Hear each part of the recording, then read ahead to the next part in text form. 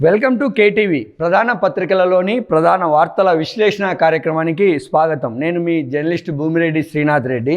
దిశ పత్రికను చూస్తే global economic హబ్గా విశాఖ రీజన్, 7 గ్రోత్ డ్రైవర్సు, 10 పాలసీలతో విఈఆర్ఎస్ అభివృద్ధి ప్రణాళికలు, 2032 కల్లా $13 బిలియన్ ఎకానమీ, 30 లక్షల ఉద్యోగాల లక్ష్యంగా అంటూ శాఖల వారీగా యాక్షన్ ప్లాను, ప్రాజెక్టులపై నిన్న ముఖ్యమంత్రి చంద్రబాబు నాయుడుకు సంబంధించినటువంటి సమీక్ష.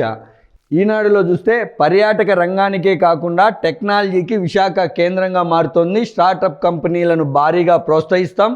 రాష్ట్రానికి డేటా సెంటర్లు రావడానికి గ్రీన్ ఎనర్జీ కారణం. ఏఐ డేటా హబ్గా విశాఖ, శాటిలైట్ సిటీగా శ్రీహరికోట, డ్రోన్ సిటీగా ఓర్వకల్లు, ఏరోస్పేస్ సిటీగా అనంతపురం, ఎలక్ట్రానిక్ సిటీగా తిరుపతి, మెడ్టెక్గా పార్క్గా విశాఖ, తొలి క్వాంటమ్ కంప్యూటర్ కేంద్రంగా అమరావతి ఎదగబోతున్నాయంటూ నిన్న ఈ విశాఖపట్నంలో జరిగినటువంటి ఐటీ ఎకోసిస్టమ్ ప్రోగ్రాంలో ముఖ్యమంత్రి ప్రకటన చేశారు. $135 బిలియన్ ఆర్థిక వ్యవస్థగా ఈవీఆర్ను డెవలప్ చేస్తున్నట్లు ఆయన వెల్లడించాడు. విశాఖలో కాగ్నిజెట్ క్యాంపస్ నిర్మాణానికి భూమి పూజ చేశారు. 25,000 ఉద్యోగాలు కల్పిస్తామంటూ సీఎం సమక్షంలోనే కాగ్నిజెట్ సీఈఓ నిన్న హామీ ఇచ్చినటువంటి పరిస్థితి కనిపిస్తుంది. అదే వార్త ఆంధ్రజ్యోతిలో టెక్ హబ్గా విశాఖ, నాలెడ్జ్ ఎకానమీ సిటీగా అభివృద్ధి చెందుతోంది. కాగ్నిజెట్ శంకుస్థాపన సభలో సీఎం, గ్రీన్ ఎనర్జీ వల్లే డేటా సెంటర్లు వస్తున్నాయి, 99 పైసలకే భూములు ఇవ్వడం అనేది గేమ్ చేంజర్. కాగ్నిజెట్ ముఖ్యుల్లో ఎక్కువ మంది తెలుగువారు ఉండడమే కారణం. అన్ని విధాల ఉత్తమ నగరంగా విశాఖ, కాగ్నిజెట్ ప్రధాన కేంద్రం ఏపీకి రావాలి. పెట్టుబడులకు ఆ సంస్థ సీఈఓ బ్రాండ్ అంబాసిడర్గా మారాలి. మంత్రి లోకేష్తో కలిసి కాగ్నిజెట్ మరో 8 సంస్థలకు శంకుస్థాపన. కాగ్నిజెట్ రాక ఒక మైలురాయని నిన్న లోకేష్ పేర్కొన్నారు.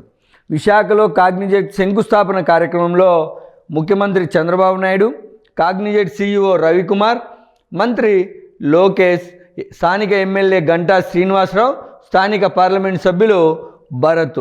ఇక్కడ నిన్న కాగ్నిజెంట్ భూమి ప్రారంభోత్సవం దిశగా విశాఖ ఎకనామిక్ రీజన్గా గ్లోబల్గా అభివృద్ధి చెందుతుందన్నటువంటిది ఆయన చెప్పినటువంటి మాట.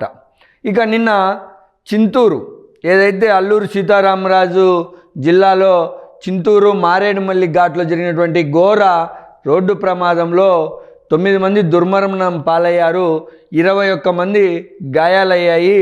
ఇందులో టూరిస్టుకు సంబంధించినటువంటి వాహనం లోయలో పడినటువంటి సంఘటన. 3 రోజుల పాటు ఆనందంగా సాగిన తీర్థయాత్ర చివరికి వారికి విషాద యాత్రగా మిగిల్చింది.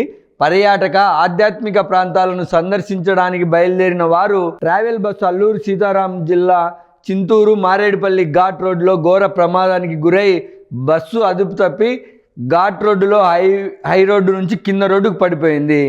దీంతో చీకటి, పొగమంచు, ఆపై డ్రైవర్ అతివేగం కూడా శాపంగా మారినట్లుగా కూడా గుర్తించారు. అతి వేగానికి 5 ప్రాణాలు బలి.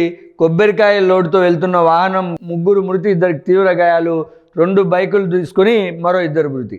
అంటే మారేడుమిల్లి కాడ జరిగినటువంటి ఘటన 9 మంది దుర్మరణం పాలైతే మరియు ఇతర ప్రాంతాల్లో జరిగినటువంటి రోడ్డు ప్రమాదాలలో కూడా 5 మంది దుర్మరణం పాలైనటువంటి పరిస్థితి కనిపిస్తుంది. ఆ వార్త ఈనాడులో కూడా చూడొచ్చు. చింతూరు సమీపంలో యాత్రికుల బస్సు 9 మంది దుర్మరణం, 10 మందికి గాయాలు, మరో 18 మంది స్వల్పంగా గాయపడ్డారు.